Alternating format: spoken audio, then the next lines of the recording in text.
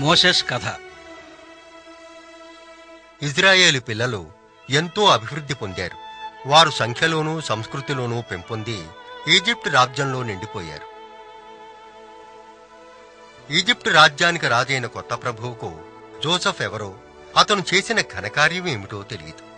ఈ కొత్త ఫారో ఇజ్రాయేలు ప్రజలు పెద్ద సంఖ్యలో వృద్ధి పొందుతున్నారని, ఈజిప్ట్ ప్రజల కంటే ధైర్యవంతులవుతున్నారని, శత్రువులతో కలిసిపోయి ఈజిప్టు మీద దండెత్తవచ్చునని గ్రహించి ఇజ్రాయేలు ప్రజలపై ఈజిప్టు దండనాథుల్ని నియమించి వారిచే ఎక్కువ పని చేయించడం మొదలుపెట్టారు.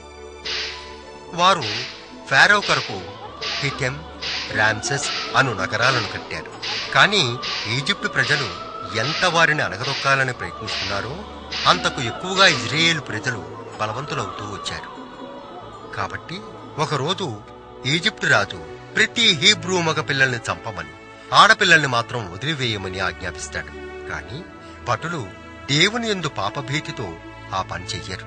రాజు అందుకు కోపించి వారిని సభకు రప్పిస్తాడు. ఎందుకు చేశారు ఈ పని? మగ పిల్లలను ఎందుకు బ్రతకనిచ్చారు? ఎందుకంటే హీబ్రూ వనితలు మాకు తెలియకుండా కన్నారు కాబట్టి.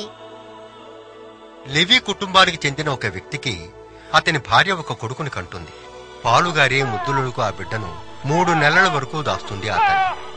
ఇంకా ఆ బిడ్డను దాయలేనని తెలిసి తోలుతో తయారైన ఒక బుట్టను తెచ్చి గడ్డితో మెత్తని బట్టలతో కప్పి బిడ్డను అందులో పడుకోబెట్టి నది ఒడ్డున ఉన్న పొదలో దాచి ఆ తరువాత నదిలో వదిలిపెట్టింది. ఆ బిడ్డ యొక్క అక్క ఒడ్డున నిలబడి ఏమవుతుందో అని ఆదుర్దాగా చూస్తూ ఉంటుంది. ఫారో కూతురు ఆ నదిలో స్నానం చేయడానికి తన చెలికెత్తలతో వస్తుంది. నదిలో తేలుతున్న ఆ బుట్టను చూసి దాన్ని తెమ్మని చెలికెత్తలతో చెబుతుంది. ఆ బుట్టను తెరవగానే ఏడుస్తున్న ఆ పిల్లవాడిని చూసి జాలిపడి ఒక దాదిని చూడమని ఆజ్ఞాపిస్తుంది. ఆ పిల్లవాడి తల్లిని పిలిపించి జీతభత్యాలిచ్చి పిల్లవాడిని సంరక్షించమని, పెంచమని చెబుతుంది. ఆ పిల్లవాడు పెరిగి పెద్దవగానే ఫారో కుమార్తె వద్దకు తీసుకుని వస్తుంది. ఆ అబ్బాయి ఆమె కొడుకు అవుతాడు. ఆ పిల్లవాడు నీటిలో దొరికాడు కాబట్టి వాడికి మోజెస్ అని నామకరణం చేస్తుంది. మోజెస్ పెరిగి పెద్దవాడైన తరువాత ఒకనాడు తన మనుషుల మధ్యకు వెళ్లి వాళ్ల వెట్టి చాకిరీని పరిశీలిస్తాడు. ఒక ఈజిప్ట్ అధికారి ఒక హీబ్రూని దారుణంగా కొరడతో కొట్టడం చూసి చాలా బాధపడతాడు. ఆ చుట్టుప్రక్కల ఎవ్వరూ లేరని చూసి ఆ ఈజిప్ట్ అధికారిని చంపి ఇసుకలో కప్పి పెడతాడు. ఫారోకి ఈ విషయం తెలిసి మోజెస్ని చంపాలని చూస్తాడు. మోజెస్ ఫారో నుంచే తప్పించుకుని మిడియన్ రాజ్యంలో నివసించడానికి వెళ్తాడు. ఒక బావి దగ్గర కూర్చుంటాడు. మిడియన్ రాజ్య పండితునికి 7 చక్కని కుమార్తెలున్నారు. ఒకనాడు వారు కుండలను నీటితో నింపటానికి ఆ బావి దగ్గరికి వస్తారు. కొంతమంది గొర్రెల కాపరులు వారిని ఆ బావి నుండి తరిమివేయడానికి ప్రయత్నిస్తారు. కానీ మోసెస్ వారిని రక్షిస్తాడు. ఆ అక్క చెల్లెళ్ళు త్వరగా ఇంటికి వెళ్లి జరిగిన విషయాన్ని వాళ్ళ తండ్రికి చెబుతారు. ఆ పండితుడు ఎంతో సంతోషపడి తన పెద్ద కుమార్తె జెబ్రాను మోసెస్కిచ్చి పెళ్లి జరిపిస్తాడు. అప్పటి నుండి మోసెస్ తన భార్యతో మామగారి వద్ద సంతోషంగా జీవిస్తూ ఉంటాడు. మామగారి గొర్రెల మందను కాస్తూ ఉంటాడు. ఒకనాడు ఆ మందను మేపటానికి ఎడారిని దాటి దేవుని కొండ అయిన హారిబ్కు చేరుకుంటాడు. అక్కడ ఒక దేవదూత చెట్టు మధ్యలో నిప్పు రూపంలో అతను కనపడుతుంది. మోజెస్ ఆ చెట్టు నిప్పుతో మండుతోందని చూస్తూ ఉన్నాడు. కానీ ఆ చెట్టు కాలి బూడిదైపోదు. నేనిక్కడ ఆగి ఈ అద్భుత దృశ్యాన్ని చూస్తాను.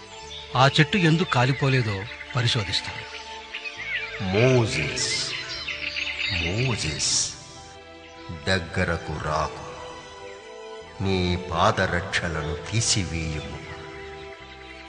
నీవు నిలబడిన చోటు అతి పవిత్రమైనది.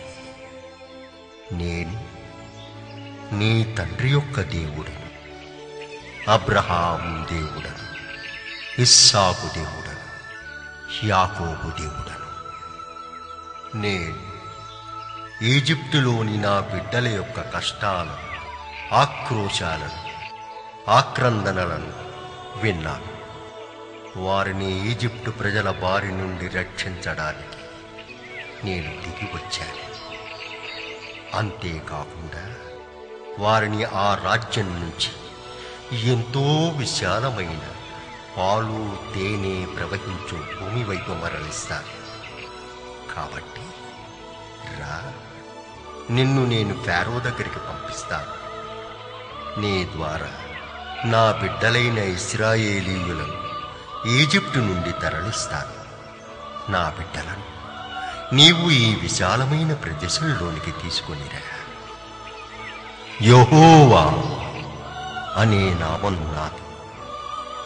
ఈ పేరుతోనే ఎల్లప్పుడూ అన్ని యుగాలలోనూ పిలువబడతాను. వాళ్ళకి నువ్వీ విషయం చెప్పు. నీ చేతిలో ఉన్న కర్రను క్రింద పడవై అది సర్పముగా మారు. ఇప్పుడు నీ కుడి చేతిని నీ ఛాతీకి ఆనించు. అది తెల్లని మంచు వలె, కుష్ఠురోగము వచ్చిన దాని వలె మారు. మరలా ఆ చేతిని ఛాతీకి ఆనించవచ్చు. అది మామూలుగా కనిపించు. ఇంకనూ వారు నిన్ను నమ్మకపోతే నీవు నది నుండి కొంచెము నీరు తీసుకుని పొడి నేలపై పోయి ఆ నీరు రక్తముగా మారు. ఫారో దగ్గరికి వెళ్లి ఇశ్రాయేలీయులను ఈజిప్టు నుండి విడిపించుటకు నడిపించుటకు నేనెవరిని? అయినా దేవుడు నన్ను ఇశ్రాయేలీయులను విడిపించమని చెప్పినప్పుడు వాళ్ళు నన్ను ఎలా నమ్ముతారు? ఓ ప్రభువా, నేను మంచి వక్తను కాను. మరి నేనెలాగా ఈజిప్టులోని పెద్దలను విశ్వసింపజేయగలను? ఆరోనును నీతో తీసుకుని వెళ్ళు. అతను నీ వక్తగా మారు. నీవు చెప్పబోయే విషయాలను అతడు చెప్పును. అతను నీ నోరుగాను అతనికి నీవు దేవుడుగాను వ్యవహరింతురు.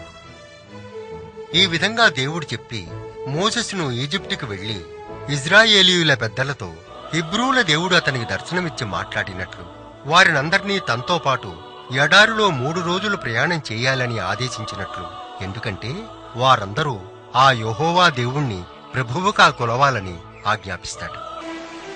మోసెస్ మరియు ఆరోన్ ఈజిప్టుకు వెళ్లి అక్కడ పెద్దలందరినీ ఒక తోటకి రప్పించి మోసెస్తో దేవుడు చెప్పిన విషయాలన్నీ వారితో చెప్పారు. అన్ని మాయలను ప్రదర్శించి వారందరూ నమ్మేటట్లు చేశారు. అక్కడి వారందరూ శిరస్సులను వంచి ఆ దేవుణ్ణి ప్రార్థించారు. ఈ ప్రయాణపు ఆఖరులో దేవుడు సినాయి పర్వతంపైకి వచ్చి వారు జీవితాంతం పాటించవలసిన 10 సూత్రాలను వారందరికీ అందింపచేస్తాడు.